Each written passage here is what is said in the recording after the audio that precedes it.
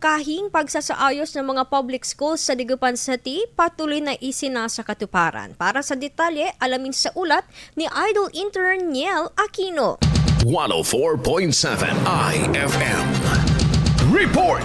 Patuloy na isinasakatuparan ng mga proyektong naglalayong isaayos ang mga pasilidad sa mga pampublikong paaralan sa Dagupan bilang tugon sa mga kahilingan ng mga guro at magulang para sa kapakanan ng mga mag-aaral. Ayon sa lokal na pamahalaan, ilang mga proyekto na ang naisakatuparan noong 2024-2025 bunga ng serye ng mga pulong kasama ang Parents Teachers Association at ang Department of Education Dagupan. Binigyan din ng pamahalaan lungsod na ang lahat ng pampublikong paaralan sa Dagupan ay pantay-pantay na binibigyan pansin at prioridad upang mapalakas ang kalidad ng edukasyon, masigurong kaligtasan ng mga mag-aaral at mahikayat ang mga bata na mas ganahang pumasok at matuto sa paaralan.